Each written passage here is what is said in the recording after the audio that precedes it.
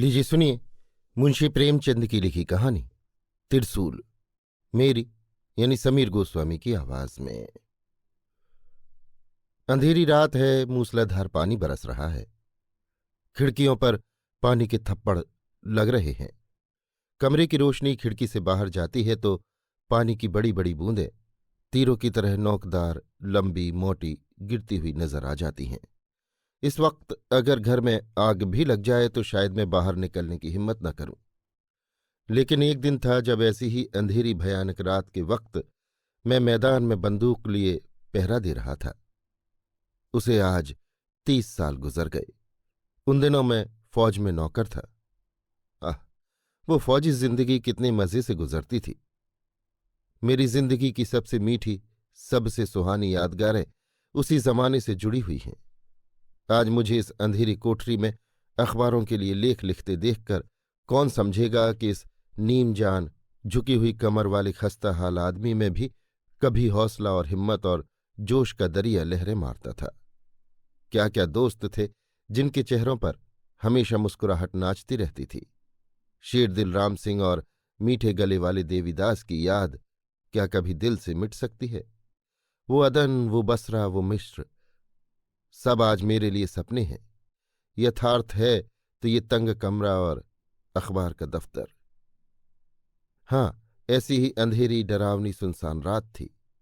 मैं बारक के सामने बरसाती पहने हुए खड़ा मैगजीन का पहरा दे रहा था। कंधे पर भरा हुआ राइफल था। बारक में से 2-4 सिपाहियों के गाने की आवाजें आ रही थीं। रह रहकर जब बिजली चमक जाती थी तो सामने के ऊंचे पहाड़ और दरख्त और नीचे का हरा भरा मैदान इस तरह नजर आ जाते थे जैसे किसी बच्चे की बड़ी बड़ी काली भोली पुतलियों में खुशी की झलक नजर आ जाती है। धीरे धीरे बारिश ने तूफानी सूरत अख्तियार की। अंधकार और भी अंधेरा, बादल की गरज और भी डरावनी और बिजली की चमक और भी तेज हो गई। मालूम होता था प्रकृति अपनी सारी शक्ति से जमीन को तबाह कर देगी। यकायक मुझे ऐसा मालूम हुआ कि मेरे सामने से किसी चीज की परछाई सी निकल गई। पहले तो मुझे ख्याल हुआ कि कोई जंगली जानवर होगा, लेकिन बिजली की एक चमक ने यह ख्याल दूर कर दिया। वो कोई आदमी था जो बदन को चुराए पानी में भीगता हुआ एक तरफ जा रहा था। मुझे हैरत हुई कि इस मूसलाधार वर्षा में कौन आदमी बारक से निकल सकता है और क्यों। मुझे अब उसके आदमी होने में कोई संदेह न था। मैंने बंदूक संभाल ली और फौजी कायदे के मुताबिक पुकारा, हाल्ट, हुकम्स दिया। फिर भी कोई जवाब नहीं। कायदे के मुताबिक तीसरी बार ललकारने पर अगर जवाब ना मिले तो मुझे बंदूक दाग देनी चाहिए थी। इसलिए मैंने बंदूक हाथ में लेकर खूब जोर से कड़क कर कहा, हाल्ट, हुकम्स देयर। जवाब तो अब की भी न मिला, मगर वो परछाई मेरे सामने आकर खड़ी हो गई। अब मुझे मालूम हुआ कि वो मर्द नहीं, औरत है। इसके पहले कि मैं कोई सवाल करूं, उसने कहा, संतरी, खुदा के लिए चुप रहो, मैं हूं लुईसा। मेरी हैरत की कोई हद न रही। अब मैंने उसे पहचान लिया। वो हमारे कमांडिंग अफसर की बेटी लुईसा ही थी। मगर इस वक्त, इस मूसलाधार मेह और इस घटाटोप अंधेरे में ये कहाँ जा रही है? बारक में 1000 जवान मौजूद थे जो उसका हुक्म पूरा कर सकते थे। फिर वो नाजुक बदन औरत इस वक्त क्यों निकली और कहाँ के लिए निकली? मैंने आदेश के स्वर में पूछा, तुम इस वक्त कहाँ जा रही हो? लुईसा ने विनती के स्वर में कहा, माफ करो संतरी, ये मैं नहीं बता सकती और तुमसे प्रार्थना करती हूं कि ये बात किसी से न कहना। मैं हमेशा तुम्हारी एहसानमंद रहूंगी। ये कहते कहते उसकी आवाज इस तरह कांपने लगी जैसे किसी पानी से भरे हुए बर्तन की आवाज।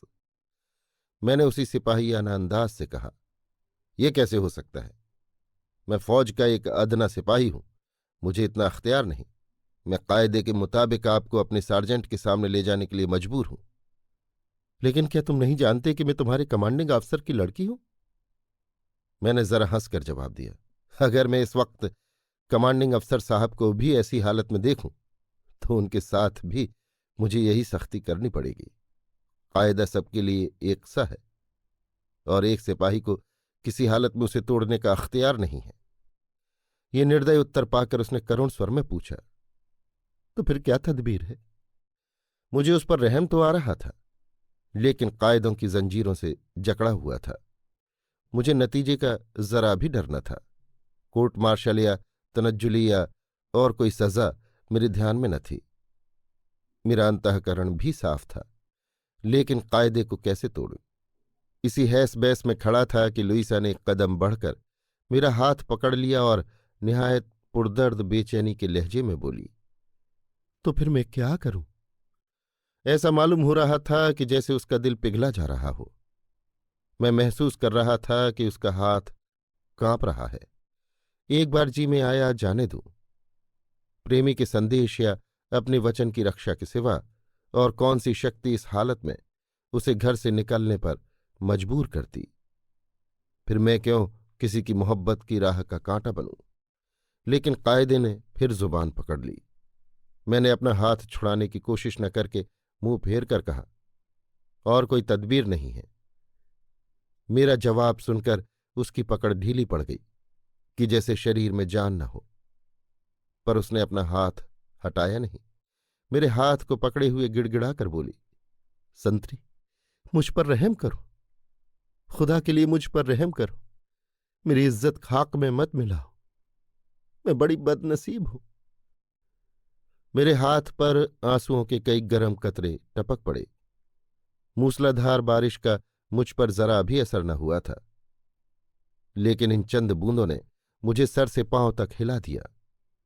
मैं बड़े पसोपेश में पड़ गया। एक तरफ कायदा और फर्ज की आहनी दीवार थी, दूसरी तरफ एक सुकुमार युवती का विनती भरा आग्रह। मैं जानता था अगर उसे सार्जेंट के सुपुर्द कर दूंगा तो सवेरा होते ही सारी बटालियन में खबर फैल जाएगी। कोर्ट मार्शल होगा। कमांडिंग अफसर की लड़की पर भी फौज का लौह कानून कोई रियायत न कर सकेगा। उसके बेरहम हाथ उस पर भी बेदर्दी से उठेंगे, खासकर लड़ाई के जमाने में। और अगर इसे छोड़ दूं तो इतनी ही बेदर्दी से कानून मेरे साथ पेश आएगा। जिंदगी खाक में मिल जाएगी। कौन जाने कल जिंदा भी रहूं या नहीं। कम से कम तनज्जुली तो होगी ही। भेद छिपा भी रहे तो क्या मेरी अंतरात्मा मुझे सदा न धिक्कारेगी? क्या मैं फिर किसी के सामने इसी दिलेर ढंग से ताक सकूंगा? क्या मेरे दिल में हमेशा एक चोर सा समाया रहेगा? लुईसा बोल उठी, संतरी। विनती का एक शब्द भी उसके मुंह से न निकला। वो अब निराशा की उस सीमा पर पहुंच चुकी थी जब आदमी की वाक शक्ति अकेले शब्दों तक सीमित हो जाती है।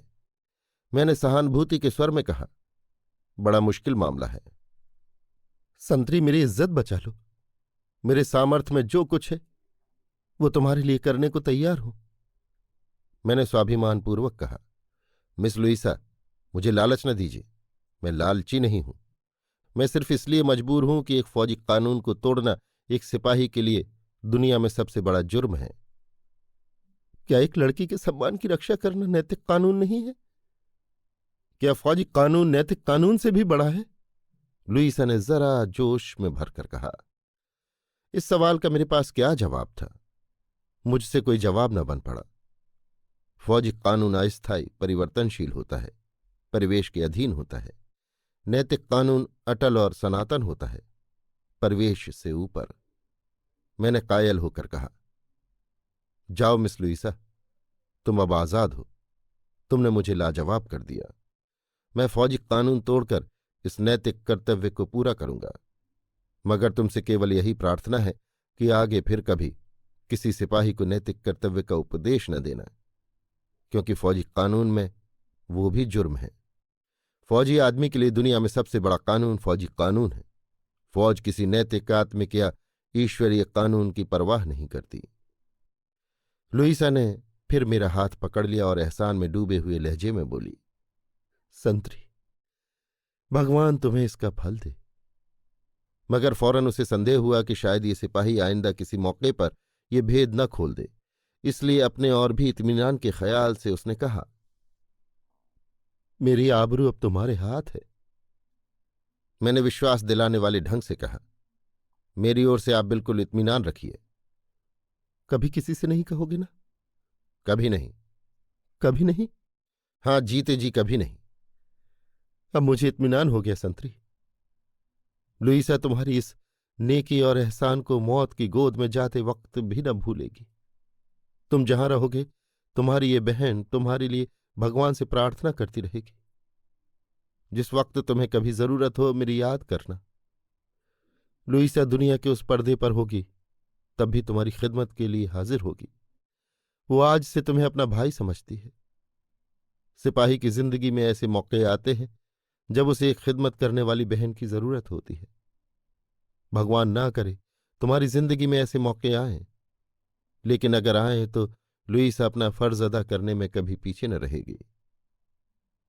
क्या मैं अपने नेक मिजाज भाई का नाम पूछ सकती हूँ? बिजली एक बार चमक उठी। मैंने देखा लुईसा की आंखों में आंसू भरे हुए हैं। बोला, लुईसा, इन हौसला बढ़ाने वाली बातों के लिए मैं तुम्हारा हृदय से कृतज्ञ हूं, लेकिन मैं जो कुछ कर रहा हूं वो नैतिकता और हमदर्दी के नाते कर रहा हूं। किसी इनाम की मुझे इच्छा नहीं है। मेरा नाम पूछ कर क्या करोगी?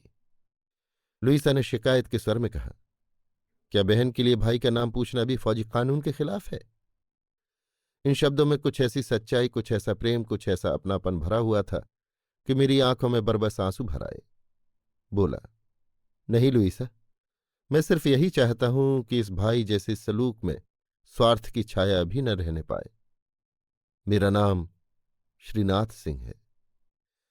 लुईसा ने कृतज्ञता व्यक्त करने के तौर पर मेरा हाथ धीरे से दबाया और थैंक्स कहकर चली गई। अंधेरे के कारण बिल्कुल नजर न आया कि वो कहाँ गई, और न पूछना ही उचित था। मैं वहीं खड़ा खड़ा इस अचानक मुलाकात के पहलुओं को सोचता रहा। कमांडिंग अफसर की बेटी क्या एक मामूली सिपाही को, और वो भी जो काला आदमी हो, कुत्ते से बदतर नहीं समझती? मगर वही औरत आज मेरे साथ भाई का रिश्ता कायम करके फूली नहीं समाती थी। इसके बाद कई साल बीत गए। दुनिया में कितनी ही क्रांतियां हो गईं। रूस की जार शाही मिट गई। जर्मनी का कैसर दुनिया के स्टेज से हमेशा के लिए विदा हो गया। प्रजातंत्र की एक शताब्दी में जितनी उन्नति न हुई थी, उतनी इन थोड़े से सालों में हो गई। मेरे जीवन में भी कितने ही परिवर्तन हुए। एक टांग युद्ध के देवता की भेंट हो गई। मामूली सिपाही से लेफ्टिनेंट हो गया। एक दिन फिर ऐसी ही चमक और गरज की रात थी। मैं क्वार्टर में बैठा हुआ कप्तान नाक्स और लेफ्टिनेंट डॉक्टर चंद्र सिंह से इसी घटना की चर्चा कर रहा था जो 10-12 साल पहले हुई थी। सिर्फ लुईसा का नाम छिपा रखा था। कप्तान नाक्स को इस चर्चा में असाधारण आनंद आ रहा था। वो बार बार एक एक बात पूछता और घटना का क्रम मिलाने के लिए दोबारा पूछता था।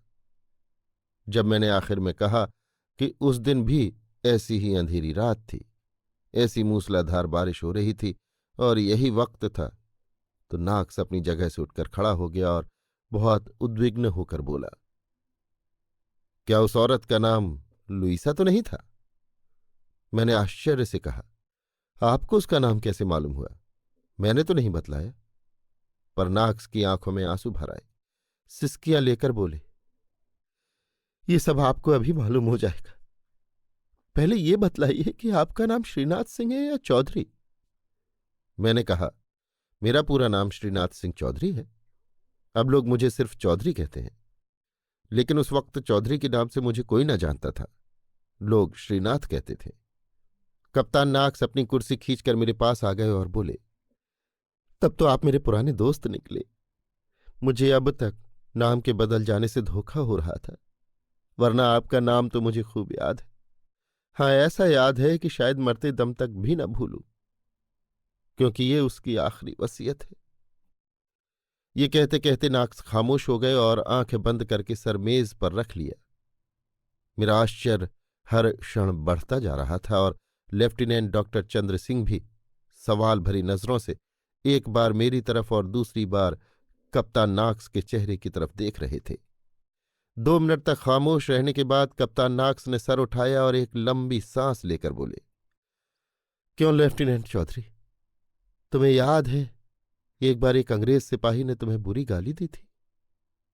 मैंने कहा, हाँ खूब याद है। वो कारपोरल था। मैंने उसकी शिकायत कर दी थी और उसका कोर्ट मार्शल हुआ था। वो कारपोरल के पद से गिराकर मामूली सिपाही बना दिया गया था। हाँ, उसका नाम भी याद आ गया, क्रिप या क्रूप। कप्तान नाक्स ने बात काटते हुए कहा। किरपिन। उसकी और मेरी सूरत में आपको कुछ मेल दिखाई पड़ता है? मैं ही वो किरपिन हूं। मेरा नाम सी नाक्स है, किरपिन नाक्स। जिस तरह उन दिनों आपको लोग श्रीनाथ कहते थे, उसी तरह मुझे भी किरपिन कहा करते थे। अब जो मैंने गौर से नाक्स की तरफ देखा तो पहचान गया। बेशक वो किरपिन ही था। मैं आश्चर्य से उसकी ओर ताकने लगा। लुईसा से उसका क्या संबंध हो सकता है, ये मेरी समझ में उस वक्त भी न आया। कप्तान नाक्स बोले, आज मुझे सारी कहानी कहनी पड़ेगी। लेफ्टिनेंट चौधरी, तुम्हारी वजह से मैं कारपोरल से मामूली सिपाही बनाया गया और जिल्लत भी कुछ कम न हुई तो मेरे दिल में ईर्ष्या और प्रतिशोध की लपटें सी उठने लगी। मैं हमेशा इसी फिक्र में रहता था कि किस तरह तुम्हें जलील करूं, किस तरह अपनी जिल्लत का बदला लूं। मैं तुम्हारी एक एक हरकत को, एक एक बात को ऐब ढूंढने वाली नजरों से देखा करता था। इन 10-12 सालों में तुम्हारी सूरत बहुत कुछ बदल गई है और मेरी निगाहों में भी कुछ फर्क आ गया है, जिसके कारण मैं तुम्हें पहचान न सका। लेकिन उस वक्त तुम्हारी सूरत हमेशा आंखों के सामने रहती थी। उस वक्त मेरी जिंदगी की सबसे बड़ी तमन्ना यही थी कि किसी तरह तुम्हें भी नीचे गिराऊं। अगर मुझे मौका मिलता तो शायद मैं तुम्हारी जान लेने से भी बाज न आता। कप्तान नाक्स फिर खामोश हो गए। मैं और डॉक्टर चंद्र सिंह टकटकी लगाए कप्तान नाक्स की तरफ देख रहे थे। नाक्स ने फिर अपनी दास्तान शुरू की। उस दिन रात को जब लुईसा तुमसे बातें कर रही थी, मैं अपने कमरे में बैठा हुआ तुम्हें दूर से देख रहा था। मुझे उस वक्त क्या मालूम था कि वो लुईसा है। मैं सिर्फ ये देख रहा था कि तुम पहरा देते वक्त किसी औरत का हाथ पकड़े उससे बातें कर रहे हो। उस वक्त मुझे जितनी पाजीपन से भरी हुई खुशी हुई वो बयान नहीं कर सकता। मैंने सोचा अब इसे जलील करूंगा। बहुत दिनों के बाद पच्चू फंसे, अब किसी तरह न छोड़ूंगा। ये फैसला करके मैं कमरे से निकला और पानी में भीगता हुआ तुम्हारी तरफ चला। लेकिन जब तक मैं तुम्हारे पास पहुंचूं, लुईसा चली गई थी। मजबूर होकर मैं अपने कमरे में लौट आया। लेकिन फिर भी मैं निराश न था। मैं जानता था कि तुम झूठ न बोलोगे और जब मैं कमांडिंग अफसर से तुम्हारी शिकायत करूंगा तो तुम अपना कसूर मान लोगे। मेरे दिल की आग बुझाने के लिए इतना इत्मीनान काफी था। मेरी आरजू पूरी होने में अब कोई संदेह न था। मैंने मुस्कुराकर कहा, लेकिन आपने मेरी शिकायत तो नहीं की? क्या बात को रहम आ गया?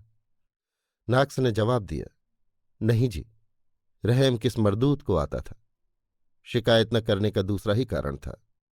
सवेरा होते ही मैंने सबसे पहला काम यही किया कि सीधे कमांडिंग अफसर के पास पहुंचा।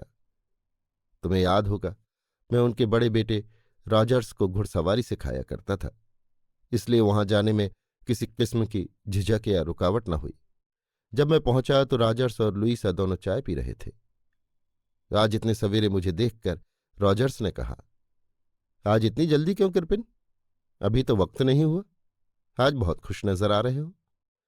मैंने कुर्सी पर बैठते हुए कहा, आज का दिन मेरी जिंदगी में मुबारक है। आज मुझे अपने पुराने दुश्मन को सजा देने का मौका हाथ आया है।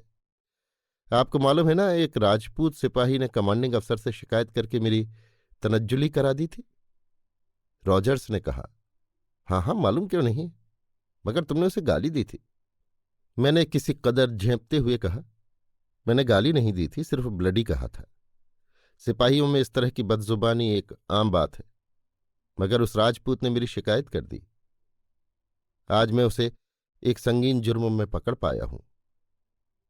खुदा ने चाहा तो कल उसका भी कोर्ट मार्शल होगा।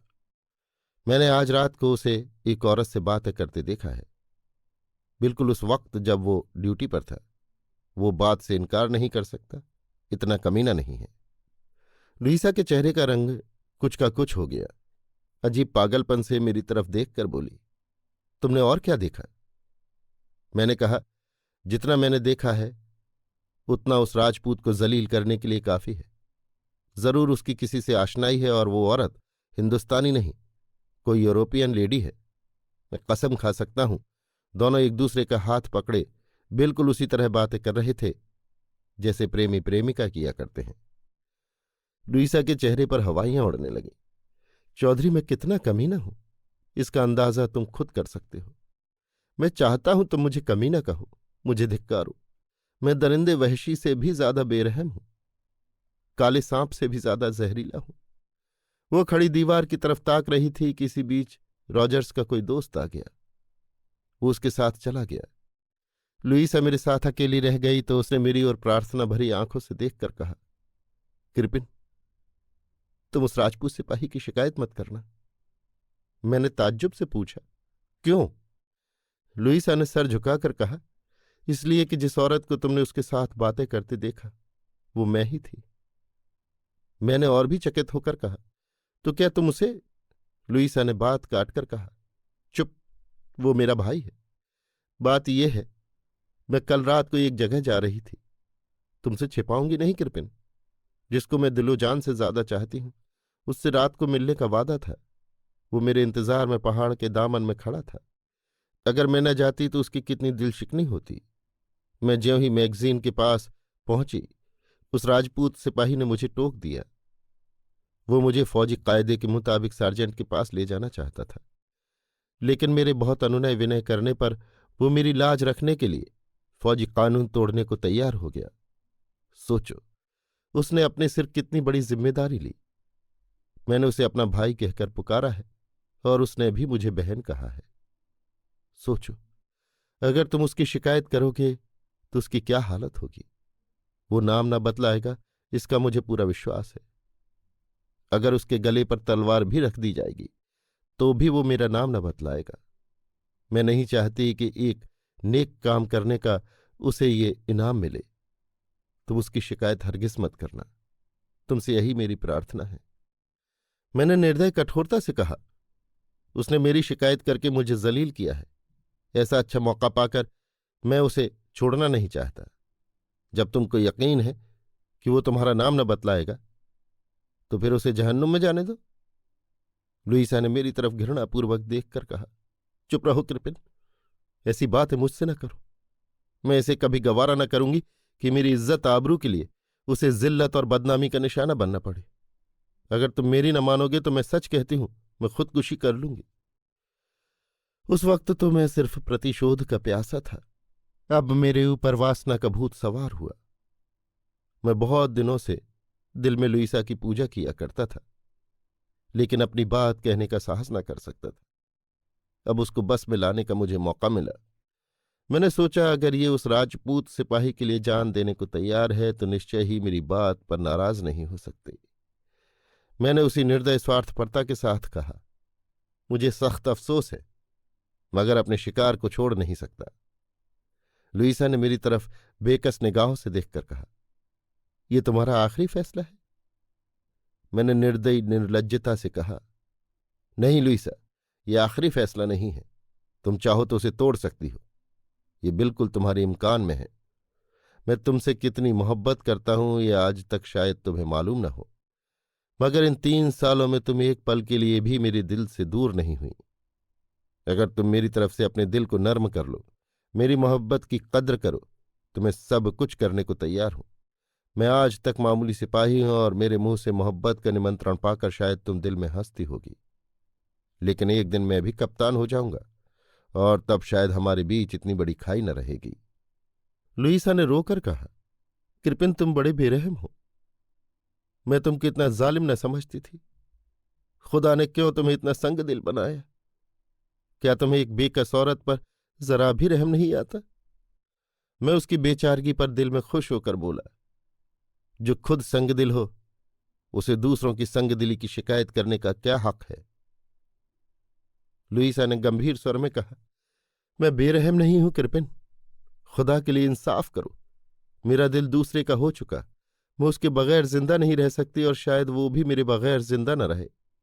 मैं अपनी बात रखने के लिए, अपने ऊपर नेकी करने वाले एक आदमी की आबरू बचाने के लिए अपने ऊपर जबरदस्ती करके अगर तुमसे शादी कर भी लूं तो नतीजा क्या होगा? जोर जबरदस्ती से मोहब्बत नहीं पैदा होती। मैं कभी तुमसे मोहब्बत ना करूंगी। दोस्तों, अपनी बेशर्मी और बेहयाई का पर्दाफाश करते हुए मेरे दिल को बड़ी सख्त तकलीफ हो रही है। मुझे उस वक्त वासना ने इतना अंधा बना दिया था कि मेरे कानों पर जूं तक न रेंगी। बोला, ऐसा मत ख्याल करो लुईसा, मोहब्बत अपना असर जरूर पैदा करती है। तुम इस वक्त मुझे न चाहो, लेकिन बहुत दिन न गुजरने पाएंगे कि मेरी मोहब्बत रंग लाएगी। तुम मुझे स्वार्थी और कमीना समझ रही होगी। समझो, प्रेम स्वार्थी होता ही है, शायद वो कमीना भी होता है, लेकिन मुझे विश्वास है कि ये नफरत और बेरुखी बहुत दिनों तक न रहेगी। मैं अपने जानी दुश्मन को छोड़ने के लिए ज्यादा से ज्यादा कीमत लूंगा जो मिल सके। लुईसा 15 मिनट तक भीषण मानसिक यातना की हालत में खड़ी रही। जब उसकी याद आती है तो जी चाहता है गले में छुरी मार लूं। आखिर उसने आंसू भरी निगाहों से मेरी तरफ देखकर कहा, अच्छी बात है कृपिन, अगर तुम्हारी यही इच्छा है तो यही सही।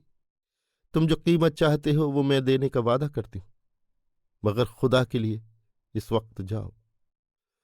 मुझे खूब जी भर कर रो लेने दो। ये कहते कहते कप्तान नाक्स फूट फूट कर रोने लगे। मैंने कहा, अगर आपको ये दर्द भरी दास्तान कहने में दुख हो रहा है तो जाने दीजिए। कप्तान नाक्स ने गला साफ करके कहा, नहीं भाइयों, वो किस्सा तो पूरा करना ही पड़ेगा। उसके बाद 1 महीने तक मैं रोजाना लुईसा के पास जाता और उसके दिल से अपने प्रतिद्वंदी के ख्याल को मिटाने की कोशिश करता। वो मुझे देखते ही कमरे से बाहर निकल आती, खुश होकर बातें करती, यहां तक कि मैं समझने लगा कि उसे मुझसे प्यार हो गया है। इसी बीच यूरोपियन लड़ाई छिड़ गई। हम और तुम दोनों लड़ाई पर चले गए। तुम फ्रांस गए, मैं कमांडिंग अफसर के साथ मिस्र गया। लुईसा अपने चचा के साथ यहीं रह गई। रॉजर्स भी उसके साथ रह गया। 3 साल तक मैं लाम पर रहा। लुईसा के पास से बराबर खत आते रहे। मैं तरक्की पाकर लेफ्टिनेंट हो गया और कमांडिंग अफसर कुछ दिन और जिंदा रहते तो जरूर कप्तान हो जाता। मगर मेरी बदनसीबी से वो एक लड़ाई में मारे गए। आप लोगों को उस लड़ाई का हाल मालूम ही है। उनके मरने के 1 महीने बाद मैं छुट्टी लेकर घर लौटा।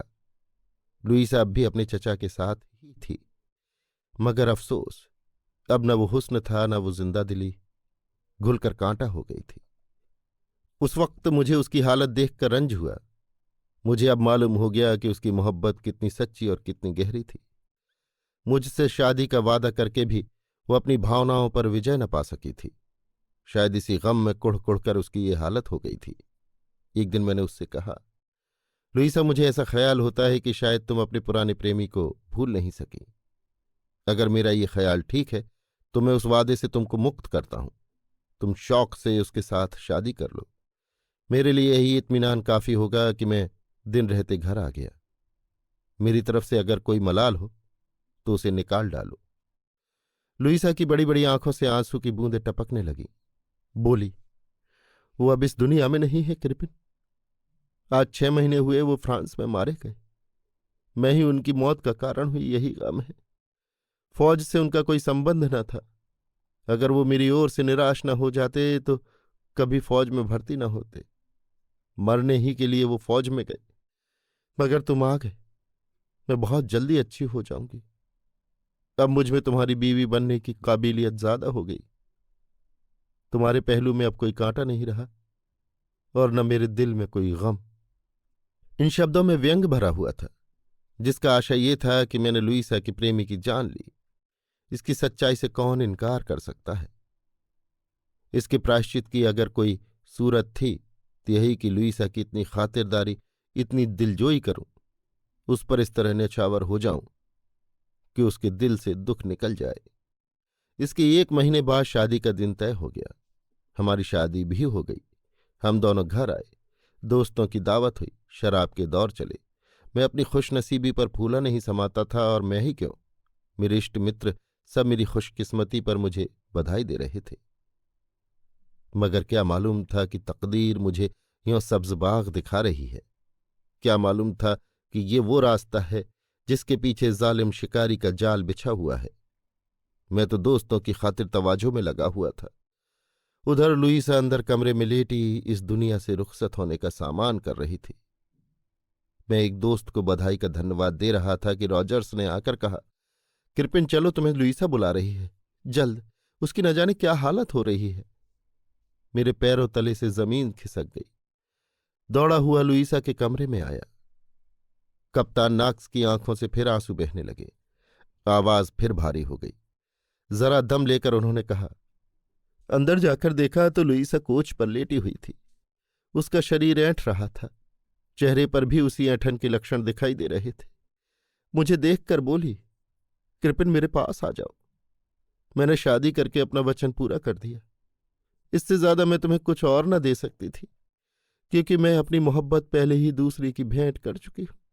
मुझे माफ करना। मैंने जहर खा लिया है और बस कुछ घड़ियों की मेहमान हूं। मेरी आंखों के सामने अंधेरा छा गया। दिल पर एक नश्तर सा लगा। घुटने टेक कर उसके पास बैठ गया। रोता हुआ बोला, लुईसा, ये तुमने क्या किया? हाय, क्या तुम मुझे दगा देकर इतनी जल्दी चली जाओगी? क्या अब कोई तदबीर नहीं है? फौरन दौड़कर एक डॉक्टर के मकान पर गया, मगर जब तक उसे साथ लेकर आऊं, मेरी वफा की देवी सच्ची लुईसा हमेशा के लिए मुझसे जुदा हो गई थी। सिर्फ उसके सिरहाने एक छोटा सा पुर्जा पड़ा हुआ था, जिस पर उसने लिखा था, अगर तुम्हें मेरा भाई श्रीनाथ नजर आए तो उससे कह देना। लुईसा मरते वक्त भी उसका एहसान नहीं भूली। ये कहकर नाक्स ने अपनी बास्केट की जेब से एक मखमली डिबिया निकाली और उसमें से कागज का एक पुर्जा निकालकर दिखाते हुए कहा, चौधरी, यही मेरे उस अस्थायी सौभाग्य की स्मृति है जिसे आज तक मैंने जान से ज्यादा संभाल कर रखा है। आज तुमसे परिचय हो गया। मैंने समझा था और दोस्तों की तरह तुम भी लड़ाई में खत्म हो गए होगे, मगर शुक्र है कि तुम जीते जागते मौजूद हो। ये अमानत तुम्हारे सुपुर्द करता हूं। अब अगर तुम्हारे जी में आए तो मुझे गोली मार दो, क्योंकि उस स्वर्गिक जीव का हत्यारा मैं हूं। ये कहते कहते कप्तान नाक्स फैलकर कुर्सी पर लेट गए। हम दोनों ही की आंखों से आंसू जारी थे, मगर जल्द ही हमें अपने तत्कालिक कर्तव्य की याद आ गई। नाक्स को सांत्वना देने के लिए मैं कुर्सी से उठकर उनके पास गया, मगर उनका हाथ पकड़ते ही मेरे शरीर में कपकपी सी आ गई। हाथ ठंडा था, ऐसा ठंडा जैसा आखिरी घड़ियों में होता है। मैंने घबराकर उनके चेहरे की तरफ देखा और डॉक्टर चंद्र को पुकारा। डॉक्टर साहब ने आकर फौरन उनकी छाती पर हाथ रखा और दर्द भरे लहजे में बोले। दिल की धड़कन बंद हो गई। उसी वक्त बिजली कड़कड़ा उठी, कड़ कड़ कड़।